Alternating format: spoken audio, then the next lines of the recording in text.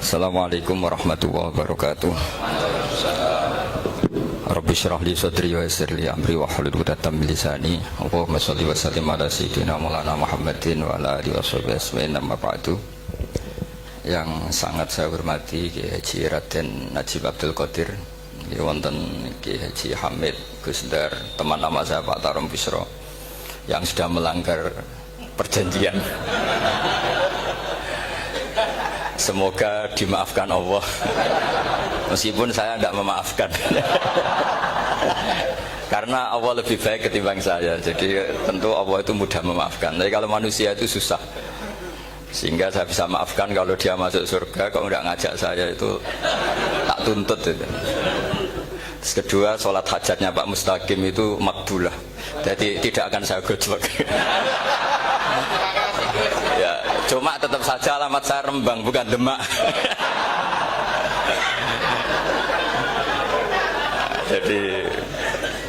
Jadi kalau minta ada digojlok itu yang benar gitu. Ini akte saya, KTP saya semuanya Rembang, bukan Demak. Tapi bisa ditakwil, mungkin saya kalau ke Jogja lewat Demak gitu. Tapi kalau itu takwilannya ya lewat Semarang, lewat Ungaran, macam-macam. Jadi itu takwilan yang salah. Jadi begini, saya tadi tanya sama Gus Dar, ini maunya alumni itu apa? Ingin yang apal tetap apal, apa ingin yang apal tetap tidak apal? Karena sebetulnya zaman apalan juga sudah ada apal, karena kalau naik yang bawah hilang, naik lagi bawahnya hilang lagi. Nah ini sebab penting daripada mikir tadi ngadepi apa itu 4.0 itu malah pusing zaman.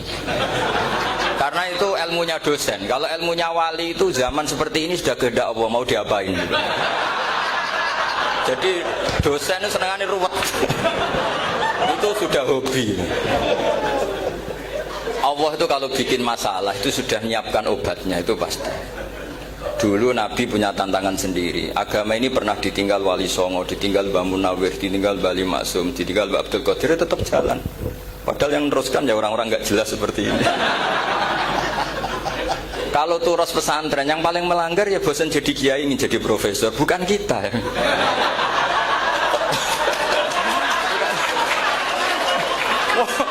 Yang bosan itu tidak kita, yang sudah ganti gelar itu. Tapi kita ya tidak apa-apa ya. Jadi nggak usah dijaga, turus itu biasa saja.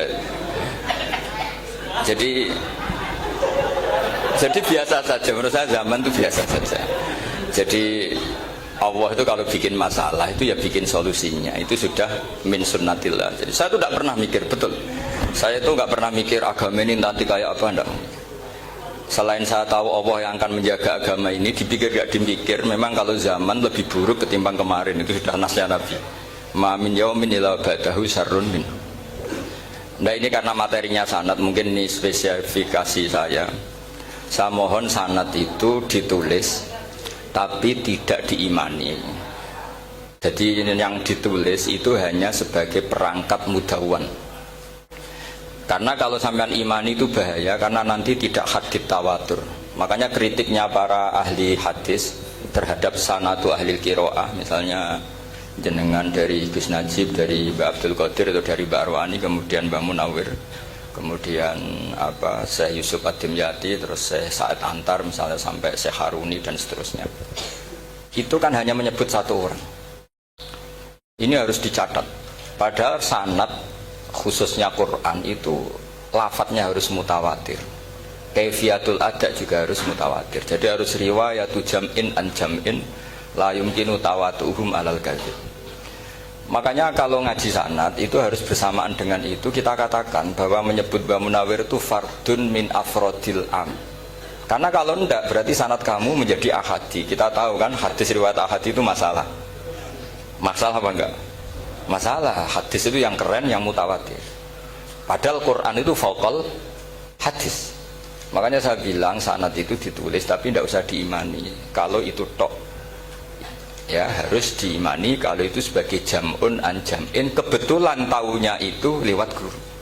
Jadi kita cara berpikir ya, sebetulnya semua Quran itu riwayatu jam'in an jam'in, dari kelompok besar ke kelompok besar. Kebetulan tahu kita dari satu orang, misalnya Mbak Munawir atau Mbak Arwani atau Gus Najib atau Mbak Arwani dan sebagainya. Saya itu punya bapak, buyut-buyut saya itu hafal Quran. Mereka ya pantangan malah, makanya itu sirinya. Kenapa kadang-kadang kiai dimintai sanad tuh nggak mau. Tapi kalau sudah ahlinya nggak minta pun dikasih. Itu dulu tradisi ulama dulu gitu. Sufyan Ats-Tsauri kalau dimintain sanad santrinya bilang gini, sudah kamu pulang saja. Kalau saya sudah tahu kamu benar, saya datang ke kamu tak kasih sanad. Saya yang datang ke kamu tak kasih sanad. Saya itu punya sanad ya baru-baru. Saya bangun mendekati wafat baru dikasih. Karena nunggu tadi, nunggu kelayakan. Kalau tahu-tahu minta sanad kan gaya-gayanan tok. Terus dicetak di figura. Terus seakan-akan legal jadi muridnya Gus Najib. Itu aneh. Saya ulang lagi ya. Jadi kita harus ngadepi satu hukumnya Allah. Kalau sanadul Quran itu harus mutawatir. Malah mutawatirnya riwayat itu jam'in sing la yumkinu tawatuhum alal gadi. Jika kita nyaman, misalnya kita mau tidak mau menyebut setelah hafaz, itu kita hanya menyebut asim. Setelah asim paling banter kita menyebut hanya dua, yaitu Abdurrahman As-Sulami, Abi Abdillah Abdurrahman As-Sulami. Ada yang nulis Abi Abdurrahman Habib As-Sulami. Itu di harokatnya kitab itu ada yang nulis Hubab. Yang benar, oh enggak, yang benar itu bacanya Habib. Habib itu As-Sulami, itu ikut marga Robi'ah. Itu kemudian ditulis gurunya hanya dua, yaitu Abdurrahman As-Sulami sama Zirin bin Hubes. Setelah Zirin bin Hubes, sahabat yang ditulis itu hanya Utsman, Ali, Ubay bin Ka'ab. Ya, Utsman, Ali dan Ubay bin Ka'ab sama Zaid bin Sabit, hanya 4. Sekarang kita teliti betapa bahayanya itu. Bahayanya begini, Zaid bin Sabit itu orang Ansor. Artinya kalau orang Ansor itu tidak menangi periode Makkiyah. Bagaimana dia bisa meriwayatkan semua Quran sementara dia Ansoriun yang notabene hanya mengenal surat-surat Madaniyah, sementara ayat Makkiyah atau surat Makkiyah itu bawahnya. Dan Ubay bin Ka'ab sendiri itu ngajinya itu tidak banyak, karena dia harus ngaji sama Abu Bakar, Umar. Dan dulu gak mungkin setoran kayak sekarang 30 juz karena masyhulun semua orang sih. Sehingga kita harus pastikan zikru fardin min afrodir ruwat atau zikru ahadin min ahadir ruwat adalah implementasi dari riwayatu jam'in. Karena ini untuk menjaga status Quran harus mutawatir. Kalian jangan ngawur, itu bahaya sekali. Saya punya banyak tulisan tentang itu. Dan karena kalau berupa tulisan itu biasanya terus jadi konsumsi akademik, tinggal seminar terus narasumber untuk duit macam-macam itu. Itu makanya saya tidak mau. Saya itu suka ngaji alami. Sehingga kalau betul saya dikatakan viral itu saya tidak mikir, viral tidak mikir. Saya ini sudah cocokkan sama Gus Dar, mau daftar wali. Syaratnya wali itu nggak peduli dengan makhluk. Kalau saya peduli berarti terdegradasi nanti. Sudah cocokkan sama Gus Dar, Gus daftar wali. Angel Gus, sekarang yang peminatnya tidak banyak kata saya. Karena zaman akhir itu peminatnya jadi rektor tadi.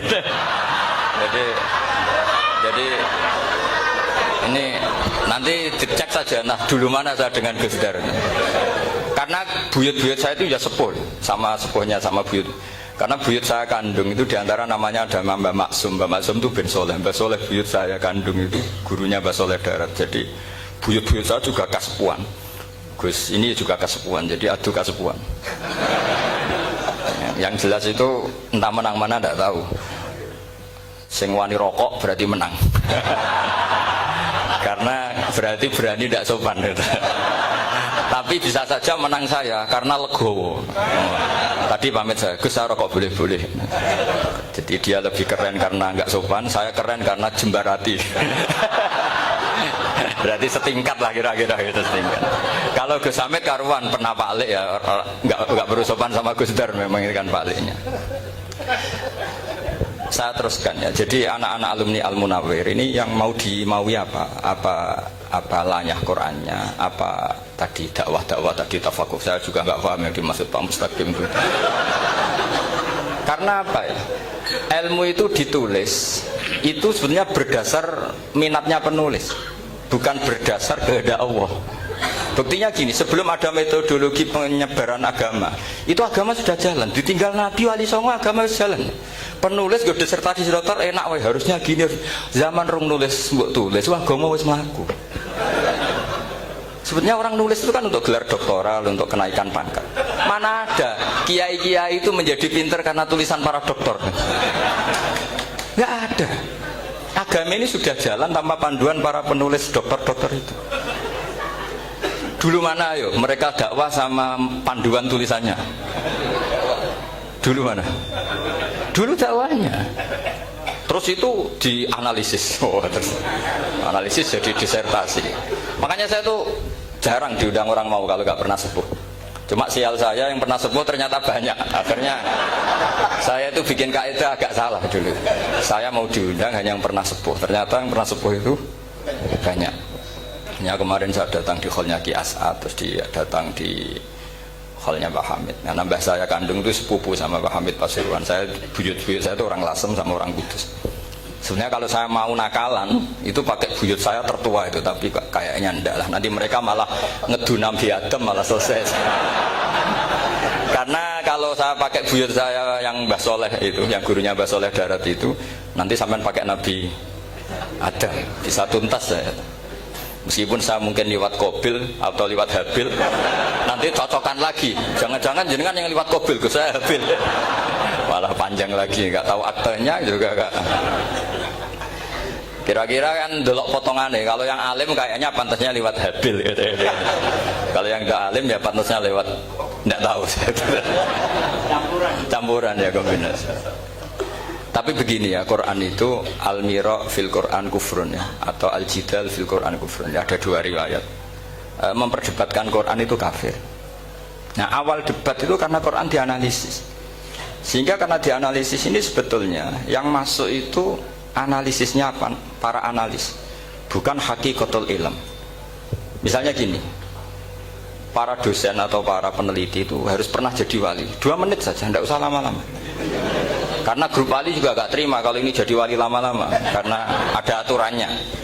Kalau dalam istilah Syaikhul Qadir Al-Jilani, fasalab tuhalah, kalau orang wali gak layak tak beredel katanya gitu. Misalnya begini, ada kiai yang milih zuhud, cuek terhadap perubahan zaman. Sebetulnya orang analis akan bilang itu cuek, tidak peduli dengan sekelilingnya. Tapi di dunia wali, orang cuek itu mutawakkil ala Allah. Makanya dalam kitab hikam da'id tadbir fama qoma bihi ghairuk la tuqim bihi nafsak. Sudah, kamu tidak usah mikir dunia, ini sudah ada al-mudabbir yaitu Allah Subhanahu wa ta'ala. Kamu mikir, tidak ikut punya kok kamu pikir. Hidayat yang milik Allah, rezeki yang milik Allah, kamu pikir, tidak melok duwe kok pikir. Sehingga ketika dianalis ini orang yang cuek, antisosial atau tidak punya kesolehan sosial, kalau mereka ngamati orang-orang soleh yang tertutup itu. Padahal ini adalah orang yang dekat Allah. Karena sudah makomnya makom apa? Tajrid. Tapi dianalisis meninggalkan apa? Sosial. Lah yang pro sosial, misalnya yang dosen, yang ceramah di mana-mana, dianggap peduli sosial. Jangan-jangan peduli nasibnya sendiri. Karena ya ada untungnya gitu. Makanya seperti ini kalau nuruti begitu-begitu itu tidak ada selesainya. Maka kita harus ngomong sesuai hakikatul amr. Bahwa anak abdun soro fakhri dimna fakri. Jadi kita ini selalu hambanya Allah. Yang menjadi kebanggaan kita adalah mulazamatul fakr, bahwa kita selalu butuh Allah, baik diucapkan maupun tidak. Dan itu ilmunya para wali. Jadi khawatir saya kalau alumni-alumni Al-Munawwir ini menjadi korban analisa para analis yang belum pernah jadi wali. Itu biasanya metodenya Masya Allah. Misalnya metode hafalan cepat. Indonesia itu Islamnya moderat. Terus kita cari dari kelompok 73 ini mana yang moderat.